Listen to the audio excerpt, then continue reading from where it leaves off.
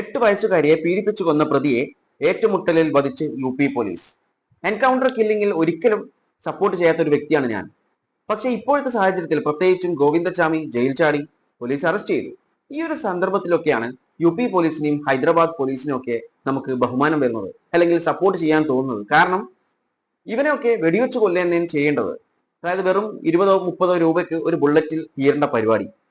ഈ ഒരു കാര്യം ജീവിതകാലം മുഴുവനുമൊക്കെ അവനെ തീറ്റിപ്പോറ്റേണ്ട ഒരു അവസ്ഥയാണ് ഇവിടുത്തെ ഗവൺമെന്റിന്, അതിലൂടെ ഇവിടുത്തെ ജനങ്ങൾക്കും വരുന്നത്. കാരണം ജനങ്ങൾ അടക്കുന്ന ടാക്സ് മണി കൊണ്ടാണ് ഇവനെയൊക്കെ തീറ്റിപ്പോറ്റേണ്ടത്. എന്നിട്ട് അവൻ മൊഴി കൊടുത്തത് കണ്ടോ, ഇനിയൊരു കുറ്റം കൂടി ചെയ്തു കഴിഞ്ഞാലും എന്നെ ഒന്നും ചെയ്യാൻ പറ്റില്ല എന്ന്.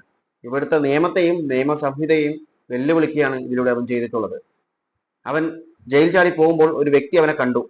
അയാളോട് പറഞ്ഞിട്ടുള്ളത് കൊന്നു കളയുമെന്നാണ്. ഇത്രയും കാലം ജയിലിൽ കിടന്നിട്ടും അവനക്കൊരു മാറ്റവുമില്ല. അവനൊക്കെ കൊല്ലുക തന്നെ ചെയ്യണം, വേറെ ഒന്നും ചെയ്തിട്ട് കാര്യമില്ല. ഇതിനെക്കുറിച്ച് നിങ്ങളുടെ അഭിപ്രായങ്ങൾ കോമെന്റ് ചെയ്യുക. വീഡിയോ ഇഷ്ടപ്പെട്ടിട്ടുണ്ടെങ്കിൽ ലൈക്ക് ചെയ്യാനും ഷെയർ ചെയ്യാനും മറക്കല്ലേ. And thanks for watching me and stay tuned for another video. Okay, thank you.